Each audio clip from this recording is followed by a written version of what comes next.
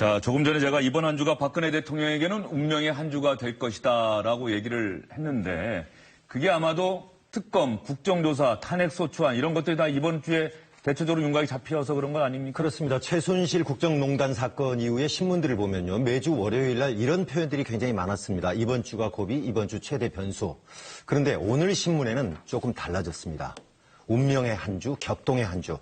이렇게 표현들이 되는데 그만큼 이번 주에 이번 사건을 처리하는 데 있어서 굉장히 분수령이 되는 여러 가지 모멘텀들이 있습니다. 당장 오늘 보면은요, 야당들이 각각 탄핵 소추안을 마련하고 새누리당 윤리위원회는 대통령 제명을 논의하기 시작합니다. 그리고 내일은 야당 특검 후보자 2명이 추천되는 내일이 마지막 시한입니다. 그런가 하면 또 야당들이 오늘 각 당들이 논의한 것을 탄핵 소추안들을 단일화를 마련하고요. 모레는 국정조사가 드디어 시작이 됩니다. 그리고 12월 2일 날은 박 대통령에 대한 특검 임명, 박 대통령이 야당들이 요청한 후보자 2명 중에서 1명을 임명해야 되는 시한이 됩니다. 그리고 야당들이 국회 탄핵안 표결을 정해놓은 1차 날짜가 12월 2일이고요. 그리고 다음 주가 2차 날짜죠. 그 외에도 노동계의 총파업, 그리고 대학가의 동맹휴업, 그리고 12월 3일 날 6차 촛불 집회가 또 예고되어 있습니다. 예. 이번 한 주 일정표를 쭉 보셨는데 어떻습니까? 우리가 이제 배 타고 항해를 할 때 뭐 삼각 파도가 오면 배가 난파할 가능성이 많지 않습니까? 많은데 삼각 파도인데 지금 이제 이 조종하는 선장이 조타시를 놓고 있는 상황이기 때문에 그야말로 뭐 이게 탄핵도 간단치 않은 얘기고 특검도 사실은 어마어마한 얘기인데 거기다 국정조사까지 있습니다. 국정조사에서는 우리 국민들이 전부 다 방의 대통령으로 의심하고 있는 이 최순실 씨가 카메라에 쓰는 거잖아요. 네, 그 다음 주 6일이죠. 다음 주죠. 예, 예. 그러니까 어쨌든 특검 이제 국조가 이번 주 시작되는 거니까 어느 하나 사실 우리 헌정사에서 사상 초유의 일에 가까운 일들이 세 가지가 패키지로 묶어서 이번 주에 다 이제 스타트가 되는 국면이기 때문에 굉장히 지금 뭐 친박 대통령 청와대로서는 뭐 지금 거의 힘이 빠진 상태에서 이 삼각파도에 휘말렸을 경우에는 사실상 조종관을 놓고 있는데 여기서 이 파도가 들이닥쳤을 때 과연 어떤 논리력을 헤쳐나갈 수 있을 것인지 정치 평론을 한 제 입장에서도 좀 답이 없는 뭐 그런 굉장히 힘든 청와대 입장에서는 한 주가 시작되는 거 아닌가 이런 생각이 듭니다. 김은식 교수께서 보시는 이번 한 주는 어떻습니까? 대통령께서 이제 결단을 만약에 한다면 그 결단이 어떤 방향이든 간에 이번 주에는 국민들 앞에 좀 자기의 강한 입장을 밝혀야 될 때라고 생각합니다. 왜냐하면 2주가 특검, 국조, 그다음에 탄핵이라는 절차가 같이 진행될 때 대통령께서 이번 주에도 정말 더 나타나지 않으시거나 그 입장 표명이 없으신다고 한다면 그 입장 표명이 뭐 어떤 것인지 상관하지 않습니다. 어쨌든 나타나셔서 입장 표명을 해 주셔야 될 것 같고요. 만에 하나 강대강이 부딪히는 국민들의 힘과 대통령의 의지라고 고집이라고 하는 것이 부딪히는 상황으로 간다면 이번 주가 지난 그 다음부터는 사실 이제 대안이 없는 상황이 되는 것이죠. 만약에 대통령께서 이번 주에 어떤 입장을 발표하셨는데 지난 1, 2차 사과와는 달리 지난 그 1차 검찰 조사에 공범으로 적시된 이후에 지금 대통령의 전해지는 입장은 굉장히 강경한 입장 아닙니까? 그런 강경한 입장을 또다시 국민들 앞에서 나타나서 정말 또 강한 입장으로 피력을 해버린다면 이번 주 시작된 특검 그다음에 국정조사, 탄핵이라는 절차가 다음 주부터는 어떤 방식으로 휘몰아칠지는 저는 상상하기 힘들다 생각합니다. 그래서 저는 대통령께서 정말 저는 마지막 남은 기대가 조금 있는데 정말 합리적으로 생각하시면 이번 주에 정말 국민들의 뜻에 부응하는 그런 입장 표명이 있기를 정말 마지막으로 한번 기대를 해봅니다. 예. 먼저 탄핵소추안과 특검, 국정조사 이렇게 세 가지 현안들이 일제히 이번 주에 시작이 되는 건데요. 탄핵소추안과 관련해서 야당의 목소리를 다시 한번 여러분께 전해드리겠습니다. 정말로 야당은 이번 주 금요일인 다음 달 2일에 탄핵안을 의결하려고 하는 건지 아니면 내심 다음 달 9일을 염두에 두고 있는 건지 한번 들어보시죠. 탄핵 가결에 필요한 준비는 탄핵소추안에 대한 완성도 높은 소추안의 준비 그리고 가결 정족수의 확보 이 두 가지가 조건이 되겠습니다. 이것이 준비됐다고 판단되면 2일 날이라도 바로 의사 일정을 진행할 것이며 준비가 좀 미흡하다고 판단되면 9일 날 상정하고 9일 날 처리하게 될 것입니다. 우리는 12월 2일이 적기라고 추진하고 있고 새누리당에서도 어제 저에게 60여 명의 의원들이 박근혜 대통령 탄핵안을 찬성하고 있다고 말씀했습니다. 모든 법률적 탄핵 요건이 갖추어지고 있습니다. 뭐 야당 입장에서는 기본적으로 탄핵 소추안이 의결된다는 건 전혀 의심하지 않고 있는 것 같은데요. 김 교수님 보시기에도 내부 분위기가 정말 그렇습니까? 그럴 것 같습니다. 일단 비박계의 입장이 뭐 정확히 숫자를 우리가 가늠할 수는 없습니다만은 비박계의 분위기라는 것을 보면 지금 따로 나와서 지금 이정현 체제를 거부하고 나와 있는 지금 비상 또 지도자 회의가 있고요. 그다음에 또 그 주류와 비주류가 모여 있는 또 회의가 있기 때문에 뭐 정확히 입장 표명은 나타나지 않겠습니다만 적어도 40명 이상 정도는 충분히 확보될 수 있지 않을까라는 저는 계산을 해보고요. 물론 그 비박계에 대한 그 탄핵 찬성표를 끌어내는 야당의 그 물밑 작업이 굉장히 필요하긴 한데 가장 중요한 건 그거라 생각합니다. 국민들의 입장, 국민들의 요구에 대해서 비박계든 친박계든 사실은 정치인이기 때문에 정치인이라는 것은 국민들의 유권자의 또 뜻과 의견을 수렴하고 반영할 줄 아는 게 기본 덕목 아니겠습니까? 그런 맥락에 생각해보면 적어도 비박계에서 40명 이상은 국민들의 뜻이 이렇다는 것을 충분히 수용할 수 있는 그런 지금 상황은 아닌가. 지금 5차 촛불 집회까지 나와 있는 상황을 보면 어떤 경우도 정말 자기 어떤 권력을 지키기 위해서 그리고 대통령과의 의리 때문에 국민들의 뜻을 저버리는 그런 결정을 하기는 좀 어렵지 않겠는가 그런 생각을 해봅니다. 비박계에서 40명 얘기를 김 교수님이 하셨는데 어떻게 맞습니까? 그러니까 이제 저도 뭐 이 방송 때문에 뭐 가까운 의원들, 비박계 의원 한 2번하고 통화를 했는데 35명 정도가 서명한 것은 확실하다. 60명은 모르겠다는데 재밌는 말씀을 한 분이 하시더라고요. 총선이 3년 남았다. 민심은 조석이다. 그러니까 총선을 임박해서 그 당시 민심이 어떻게 될 것인지, 그 당시 정권의 형태가 어떻게 될 것인지, 그 당시 당의 구조가 어떻게 될 것인지 다 불확실한 상태에서 특정 정파한테 완전히 찍히는 이런 부담에 대해서 부담감을 느끼는 의원도 상당히 있다. 뭐 이런 얘기를 하는데 그거 굉장히 예리한 지적이다라는 생각이 듭니다. 예를 들어 총선이 한 6개월밖에 안 남았다면 김 교수님 말씀하셨듯이 이 노도와 같은 민심을 의식 안 할 수밖에 없는데 한국 정치의 이른바 다이나믹스의 반추에서 봤을 때 3년 뒤 총선인데 총선을 6개월쯤 앞둔 정치 상황이 뭘까에 대한 고민을 한다면 이른바 박근혜 대통령과 친박이라는 이 정치 세력에게 완전히 찍히는 어떤 그런 부담을 느끼는 것도 좀 사실이다. 그렇기 때문에 친박이 얘기하는 것은 들어가지는 않겠다. 무기명 비밀투표이기 때문에 다 들어가면 누가 찬성했는지 반대한지 모르기 때문에 아예 입장을 안 하면 투표하러 들어가는 분들은 찬성한 것 아니냐. 찬성이라는 좋은 글씨를 일단 찍어놓겠다는 얘기인데 이게 찍힌 게 독이 될지 악이 될지 아직은 뭔가가 분명치 않다라고 판단하는 의원들도 상당수 있다고 저는 봅니다. 네, 아직까지 탄핵 소추안 의결과 관련해서 자신의 입장을 명확히 하지 않는 새누리당 의원들이 적지 않이 있다. 뭐 그런 뜻으로 제가 해석을 할 수 있을 것 같고요. 그렇다고 한다면 새누리당 비주류 의원들, 비박계 의원들이 내심 2일이냐 9일이냐를 야당 원내대표들한테 의사표현을 할 수도 있을 것 같아요. 그렇습니다. 지금 2일이냐 9일이냐가 굉장히 이제 둘 중에 하나인데 야당들은 가능하면 빨리. 그러니까 지금 이번 탄핵에서 야당들은 두 마리 토끼를 잡아야 됩니다. 반드시 탄핵안을 가결시켜야 되는 게 하나고요. 그것도 중요하지만 가능한 빨리 해야 됩니다. 왜냐하면 잘 알려졌다시피 내년 1월 말일이 박한철 헌재 소장의 이제 임기가 끝나는 날이고 또 더 나아가서는 3월 중순쯤에 또 한 명이 또 끝난단 말이에요. 그러니까 가능한 한 박한철 소장이 임기가 끝나는 한 명이 더 있을 때 이거를 최종 결론을 내려야 된다. 이런 거기 때문에 가능한 2일입니다.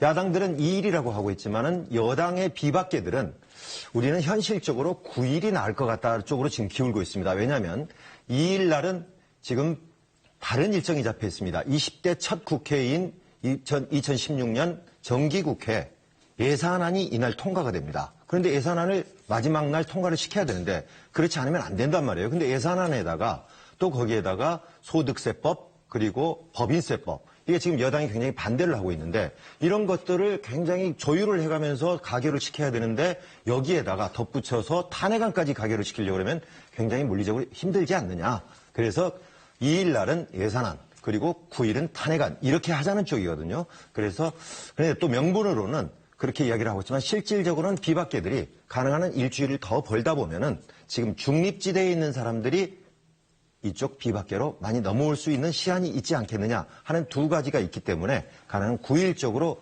이야기를 하고 있고 그래서 조율을 지금 하고 있습니다. 또 황영철 의원 비박계에서 활동하고 있는 황영철 의원 대변인 역할을 하고 있는데 보니까 2일이든 9일이든 어쨌든 간에 뭐 야당이 결정하는 대로 또 따를 수도 있다 이런 의사도 또 밝히고 있는 것 같고요. 네, 그래서 그리고 개헌도 지금 새누리당에서는 개헌을 같이 연계하자는 의견들이 있는데 황영철 의원이 그건 잘랐습니다.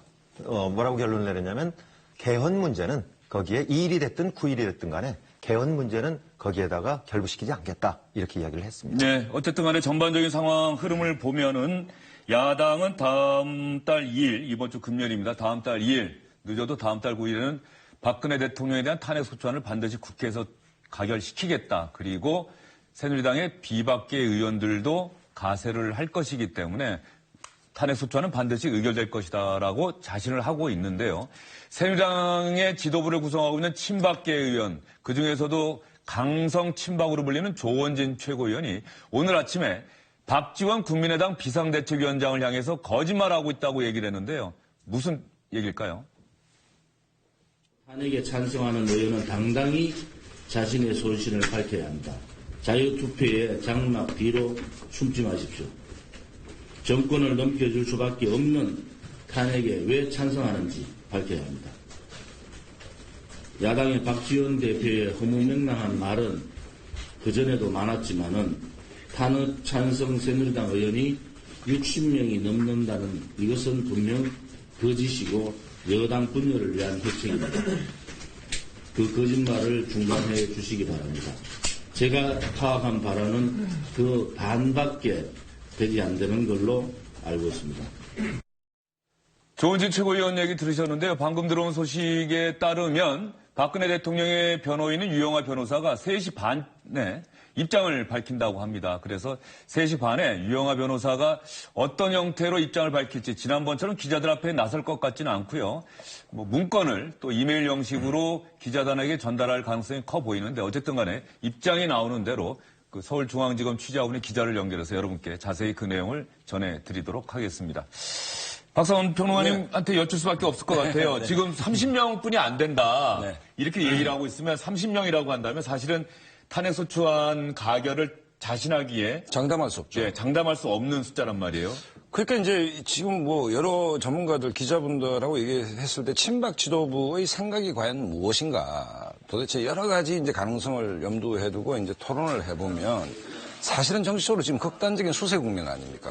극단적 수세 국면에서 비주류가 계속 지도부 사퇴를 주장하고 있는데 완강히 버티고 있습니다. 그렇다고 한다면 과연 지금 어떤 정치적 의도를 노림수로 가지고 있느냐에 대해서 여러 사람 토론을 해본다면 예를 들어서 우리가 지금 상상을 해보죠. 만약에 국회에서 탄핵안이 부결이 됐다. 그렇게 되면 어떻게 될 것인가. 아마 국민들 200만 명의 국민들이 국회를 아마 에워쌀 것입니다. 에워쌀 것이면 일종의 이제 그거는 국회 파멸이죠. 저는 민심의 어떤 측면에서 본다면 그렇다고 본다면 사실상 정치적으로 거의 벼랑 끝에서 떨어지기 직전인 친박 핵심들로서는 그 지점이 오히려 나을 수도 있다라고 판단할 수도 있을 것 같습니다. 왜냐하면 그렇지는 않겠지만 만약 부결이 됐을 때 민주당 내의 굉장한 논란이 있을 수도 있습니다. 사실은 새누리당도 굉장히 어려워지겠지만 새누리당 어려운 거야 뭐 어제 오늘 일은 아니고 거의 벼랑 끝에 있는 상황인데 야권이 극단적으로 또 분열될 가능성도 있고 민주당이 자중질환에 빠질 가능성도 있고 또 국민 여론이 국회 자체를 거의 뭐 이렇게 에워싸는 형국으로 갈 수도 있는, 그러니까 저희들이 감히 예상할 수 없는 어떤 극단적 정치 혐오주의가 팽배해질 가능성이 있기 때문에 친박 핵심들이 보는 조원진 의원이 저 발언에서 보는 그 의도는 결국은 벼랑 끝에 서 있는데 뭐 시간을 벌자는 뜻도 있겠지만 어차피 파국으로 가진다면 그 속에 기회가 있을 수도 있지 않겠나. 그러니까 극단적 수세 속에서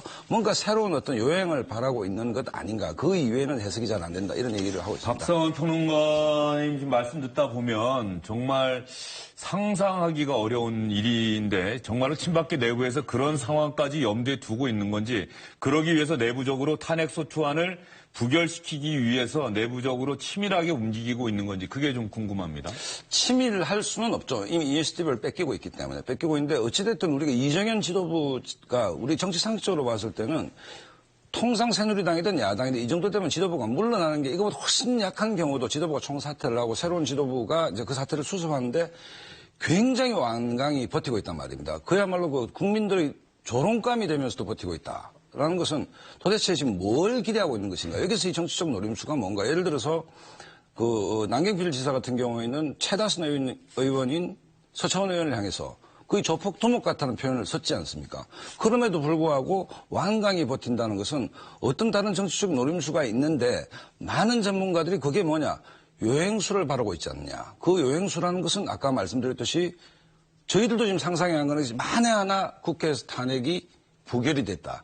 그 이후의 정치적 후폭풍은 누구도 예상 못하는 것이고 그 폭풍 속에 새누리당만 갇히는 것이 아니고 친박만 갇히는 것이 아니고 국회 전체가 갇히는 거 아니겠습니까? 그렇다고 하면 그 속에서 활로가 있을 수 있겠다는 생각 이외에 어떤 전략이 있는지는 알 수 없다는 얘기입니다. 어쨌든 간에 박상원 평론가께서도 좀 비판적으로 지금 얘기를 하고 그렇죠. 계시는 거죠. 네네. 친박계 내부에서 이런 상황까지 염두에 두고 있을지도 모르겠다. 모르겠는데 그 판단이 지극히 정상적이지 않은 판단이라는 얘기입니다. 예. 네. 김 교수님이 저 얘기 듣고 나서 좀 약간 격앙되신 것 같아요. 예. 네. 그 대통령이 일단 두 번째 대국민 사과를 하고 나서 검찰 수사를 받겠다고 해놓고 지금 완전히 입장을 바꿔서 국정을 끝까지 챙기면서 임기를 끝까지 챙겨서 헌법 뒤로 숨은 형국이잖아요. 그리고 검찰 수사에 대해 정면 거부와 지금 저항을 하고 있는데 그러면서 차라리 탄핵으로 나를 몰아가라고 이야기를 했단 말입니다. 그런 맥락에서 지금 우리 박상원 평론가님의 친박의 그런 거대한 음모가 진짜 결합이 돼버린다고 한다면 전 사실이 아니기를 저는 바라고 있고 실제로 그렇게 믿고 싶습니다만 그게 만약 사실이고 대통령의 뜻도 국민은 안중에 없고 자기의 권력을까지 지키는 데만 안중에 있다고 하는 것이고 만약에 친박들도 국민들의 의견이나 국민들의 어떤 요구는 안중에 없고 자기들 개파의 이익만을 생각하는 것이라고 한다면 이건 정말 지금의 200만 정도의 촛불의 민심이 아니라 저는 그 탄핵의 쓰나미는 정치권 전체에 강타할 수도 있겠습니다만 대통령과 친박은 저는 역사적으로 저는 다시 되살아날 길은 없다고 생각합니다. 예를 들면 많이 이야기하는 그 닉슨 대통령의 그 워터게이트 때 그 탄핵이 진행되는 과정에서 결국 스스로 사임했던 그 과정은 잘 아시지만 자기의 공화당, 여당인 공화당의 원내 지도부가 정면으로 돌아서면서 닉슨한테 사임을 촉구하는 것으로 문제를 해결했거든요. 그러니까 지금 이정현 대표부는 그걸 전혀 못하고 있으니까 지금 이게 파국으로 가는 모양새를 보인단 말이죠. 그러니까 사실은 정치권이란 게 뭡니까? 권력자와 국민이 정말 정면으로 붙으면 그 안에서 타협의 지점을 만들어내고 평화적인 해결의 방법을 만들어내는 게 정치권이 할 일인데 그렇다고 한다면 워터게이트에 견줘본다면 지금의 최순실 게이트에서는 집권 여당이 오히려 국민의 뜻을 받아서 대통령에게 강하게 사임을 요구하거나 질서에 있는 하야를 요구하는 것이 수순이란 말이죠. 근데 그렇지 않고 정말 지금 놀라운 분석입니다만 친박이 같이 죽자. 같이 죽으면 우리 손해밖에 없다라고 한다면 정말 국민들을 배신해도 정말 뜨악하게 배신하는 네. 최후의 저는 순간을. 교수님 말씀도 제가 이해가 되고 그 박상원 평론가 얘기가 사실은 많은 분들이 일부러는 얘기를 안 하고 생각을 안 하고 있는 지점이긴 한데 사실 탄핵소추안이 가결된다라고 저희가 미리 예단할 수는 없는 상황인 그렇죠. 건 분명해요. 네. 가결될 거라고 하는 걸 전제하고 많은 정치권의 움직임이 일어나고 있는데 실제로 이게 표결에 붙여졌을 때 200명 이상의 찬성표가 나올 것이냐 그건 뚜껑을 열어봐야 되는 건 아니겠습니까? 어떤 면에서 보면 그런 측면에서 친박계 내부에서 그런 상황을 염두에 두고 있을지도 모르겠다는 말씀 해주셨고요. 탄핵소추안 얘기는 그쯤 정리를 하고 이제 두 개가 더 남았죠. 특검하고 국정조사가 남았는데 특검은 야당이 내일 추천하려면은 오늘 정도에는 어느 정도 그 추천안이 좀 나와야 되는 거 아닙니까? 네, 양당들이 그러니까 국민의당과 지금 민주당이 수십 명이라고 표현을 했습니다. 수십 명씩 추천을 받아서 이제 여러 가지 스크린을 했겠죠. 일단은 15년 이상의 판사와 검사 현직에 있었던 경험이 있는 사람 그리고 여러 가지를 감안을 해서 오늘 한 2명에서 5명 정도로 압축을 했다 이렇게 이야기를 했습니다. 그렇게 해서 내일 양당이 가지고 들어와서 그중에서 특검 후보를 2명으로 최종 압축을 하게 됩니다.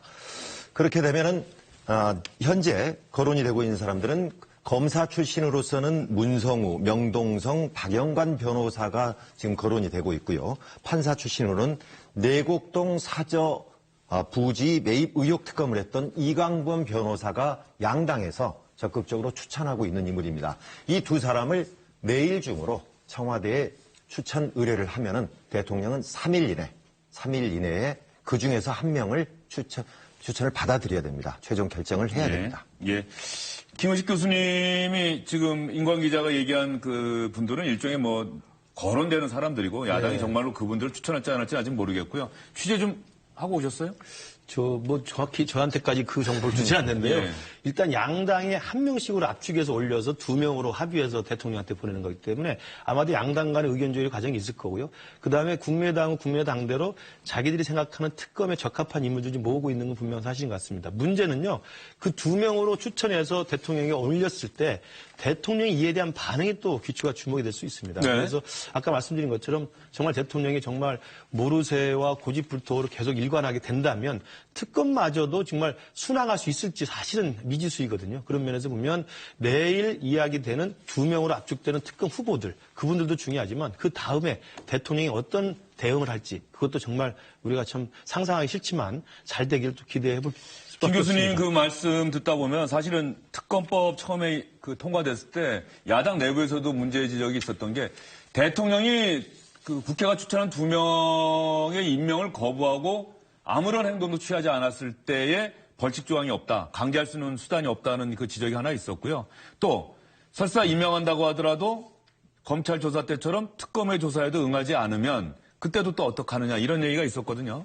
글쎄 지금 아까 좀 우리가 뭐 좀 토론을 했지만 지금 박근혜 대통령과 새누리당 지도부의 정치적 행태가 굉장히 비정상적이죠. 비정상적이기 때문에 통상적인 것 같은 경우는 대통령의 충분한 어떤 기자들과의 일문일답을 통해서 핵심적인 세월호 7시간 문제나 뭐 청와대에서 약품 구입한 문제는 소상히 설명이 되어야 됨에도 불구하고 뭐 열흘째라고 하지만 거의 한 달째 지금 대통령이 등장하고 있지 않습니다. 그다음에 친박 지도부도 그야말로 비성적 버티기를 하고 있는 것이거든요. 이런 정황이라면 특히 그 야권이 두 분을 추천하는 것을 거부할 가능성은 상당히 높다. 왜냐하면 우리가 지금까지 봐왔던 정치 행태와는 전혀 다른 지점에서 무언가를 판단을 하고 있는 것이기 때문에 뭐 거부를 하면서 시간을 벌면서 일부 야권에서 주장하는 청와대의 장기 농성도 뭐 가능하지 않다라고 저는 볼 근거가 없다는 얘기입니다. 그만큼 지금 1년에 최근에 한 3, 4주간의 정치 흐름 자체가 퇴행적이고 비정상적이기 때문에 그렇기 때문에 이 문제도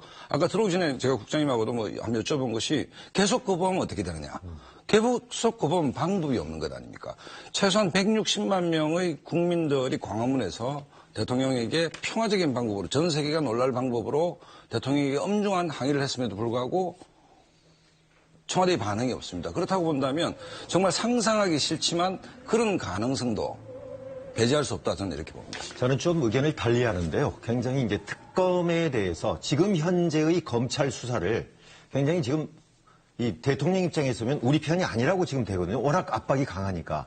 그런데 특검이 시작이 되면은 지금의 검찰 수사는 중단하게 돼 있습니다. 그래서 모든 자료를 이제 특검으로 넘겨줘야 되거든요. 그러니까 지금의 검찰이 너무나도 대립돼 있고 정말 여기서 봤을 때는 이건 공범도 아니고 완전 주범으로 몰고 있고 여러 가지 지금 압박을 하고 있지 않습니까? 그런 점에서는 차라리 특검으로 가는 게 낫다라고 판단할 수도 있다고 저는 봅니다. 제가 한 말씀을 더 드리면 이 특검 과정에서 권성동 법사위원장이 한번 브레이크를 건 적이 있습니다. 그러니까 특검의 취지라는 것은 중립적이어야 되는데 야권만이 특검을 추천한다는 것이 특검의 취지에 맞느냐라는 문제제기 사실 굉장히 합리적 문제제기입니다. 그렇게 해서 한번 돌아와서 다시 한번 국회 통과가 됐는데 이 지점에서 충분히 좀 이렇게 방어 기제를 펼 가능성도 저는 상당히 높다라고 일단 봅니다. 그런데 그게 언제까지 방어를 할 수가 있느냐는 거예요. 한두 번은 가능하지만 중립적인 특검을 정말로 우리 국민들이 봤을 때 이 사람은 예를 들어서 전에 최동욱 검찰총장 같은 이런 논란이 있는 사람 말고 이 사람은 정말 괜찮다라고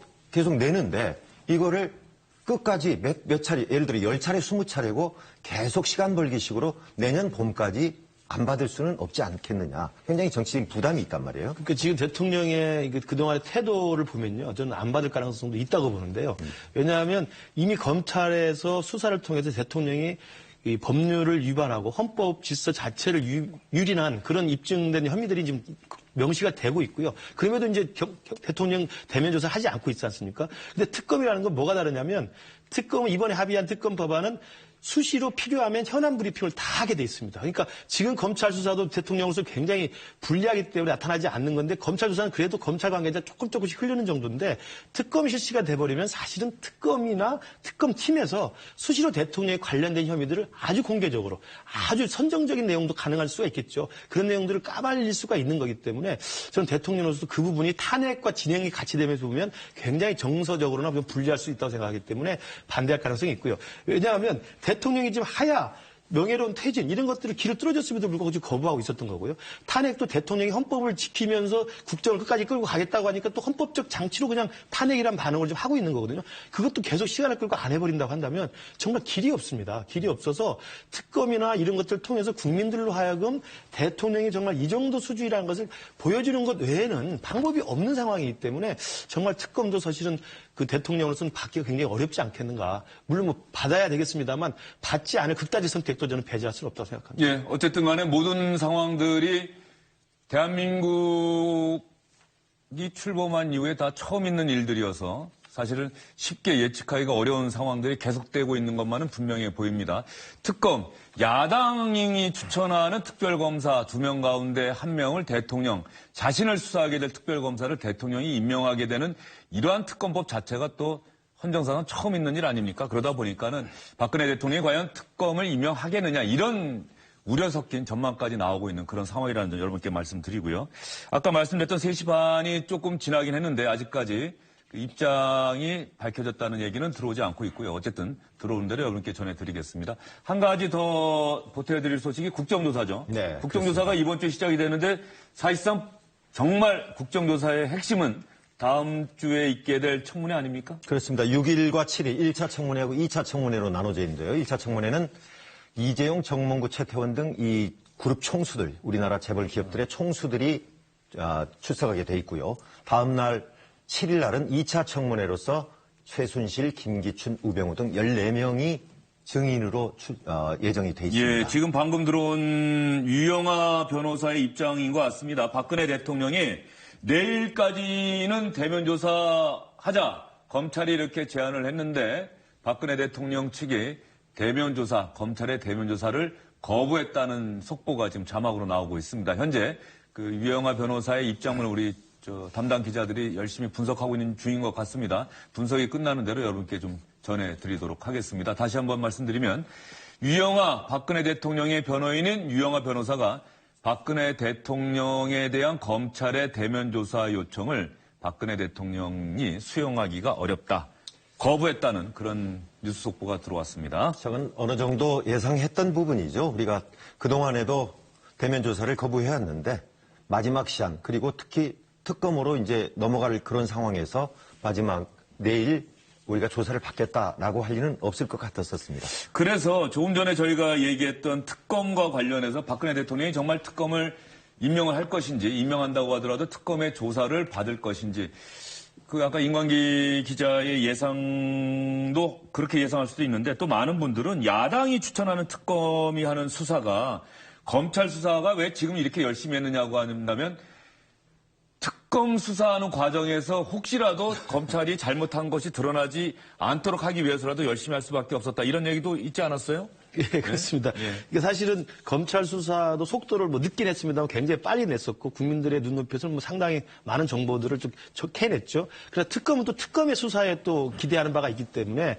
검찰 수사까지를 뛰어넘는 새로운 사실들을 밝혀내야 될 또 국민적 요구와 필요성이 있습니다. 그래서 특검은 저는 반드시 해야 한다는 생각이 들고요. 지금 유영아 변호사를 통해서 대통령이 지금 대면 조사를 거부했다는 입장이 나온 것은 정말 내일 이후에 특검도 거부할 가능성이 높아졌다는 생각이 듭니다. 그러니까 이것은 지금 대한민국 헌법 헌정사상에 초유의 일들이 계속 생기고 있는 건데 지금 어제죠. 전직 국회의장과 국무총리를 비롯한 그 정교계 인사들이 모여가지고 대통령에 대해서 하야를 비롯한 퇴진 시나리오를 제안을 했습니다. 그런 것들이 지금까지 몇 번 나왔었죠. 명예로운 퇴진을 보장하겠다. 책임 있는 퇴진을 해라. 근데 그 모든 것의 첫 단추는 대통령이 그걸 수용해야만 되는데 절대 수용하지 않는 것이 지금까지 진행되는 대통령의 태도였기 때문에 일각에서는 그런 이야기가 나오고 있다고 생각합니다. 예컨대 대통령을 헌법적으로 버티는 한 다른 비헌법적 방식을 끄집어낼 수가 없기 때문에 개헌이라는 방식을 통해서 대통령 임기를 줄여서 끌어내리는 방법이 지금 일각에서 제기가 되고 있거든요. 그러니까 스스로 하야하지 않겠다. 스스로 퇴진하지 않겠다. 그다음에 탄핵에 대해서도 끝까지 시간을 끌면서 탄핵에 거부하면서 저항하겠다라고 하면 그다음 방법은 정말 여야가 지금 개헌파들이 많이 있다고 하니 개헌을 통해서 개헌으로 임기 단축을 정당화하는 이런 방향으로도 가는 것도 일각에서는 어쩔 수 없이 그러한 대안을 좀 고민할 수밖에 없는 상황으로 가지 않겠느냐. 이런 문제 제기도 나오는 것 같습니다. 예, 유영아 박근혜 대통령의 변호인 유영아 변호사가 입장을 발표했다고 여러분께 말씀드렸죠. 내일까지로 검찰이 제시한 대통령에 대한 대면 조사 현실적으로 수용하기 어렵다. 거부했다는 소식입니다. 윤나라 기자가 여러분께 전해드릴 텐데, 윤나라 기자. 네, 서울중앙지검에 나와 있습니다. 네, 유영하 변호사의 입장 발표 간략한 내용 전해드렸는데요. 뭐 다른 내용이 있는지도 좀 정확하게 전해주시죠. 네, 박근혜 대통령은 변호인인 유영하 변호사를 통해 검찰의 대면 조사 요구에 응하지 않겠다는 뜻을 밝혔습니다. 유 변호사는 박 대통령이 현 시국에 대한 수습 방안을 마련하고 특검을 임명해야 하는 일정상의 어려움이 있다며 검찰 수사에 응할 수 없다는 입장을 전했습니다. 검찰의 대면 조사 요구를 거부한 겁니다. 앞서 검찰은 최순실 씨 기소 전인 이달 15일과 16일 사이 박 대통령에게 1차 대면 조사를 요청했지만 거부당했고 2차로 이달 18일까지 대면 조사를 요청했지만 역시 거부당했습니다. 세 번째로 요청한 이번 대면 조사는 검찰이 박 대통령을 참고인이 아닌 피의자로 밝힌 이후 이뤄져 청와대의 부담이 더 컸을 것으로 보입니다. 앞서 유 변호사는 지난 20일 박근혜 대통령이 피의자라고 밝힌 검찰의 최순실 국정농단 사건 중간 수사 결과를 사상 누각이라고 비난하며 검찰 조사에 응하지 않겠다는 뜻을 밝힌 바 있습니다. 박 대통령의 조사 거부 입장에 검찰은 대응책을 고심하고 있습니다. 유 변호사가 입장을 내기 1시간 전 기자들과 만난 검찰 특별수사본부 관계자는 특검의 활동 개시 전까지 시간이 많지 않다며 박 대통령이 조사를 거부할 경우 여러 가지 방법을 고려하겠다고 밝혔습니다. 지금까지 서울중앙지검에서 전해드렸습니다. 네, 윤나라 기자가 박근혜 대통령의 변호인이 내놓은 입장 발표 여러분께 그 내용을 전해드렸는데요. 다시 한번 설명해 드리면 박근혜 대통령이 시국 수습 방안을 마련을 해야 되고 또 저희가 지금 열심히 말씀드린 특검, 내일까지 또 후보가 올라오면은 특검도 임명해야 되고 박근혜 대통령의 바쁜 상황은 시국 수습 방안 마련하고 특검 후보 중에서 특검 임명해야 되고 이렇게 두 가지를 들었고요. 변호인은 자신은 어제 검찰에서 추가로 기소한 차은택 씨 있지 않습니까?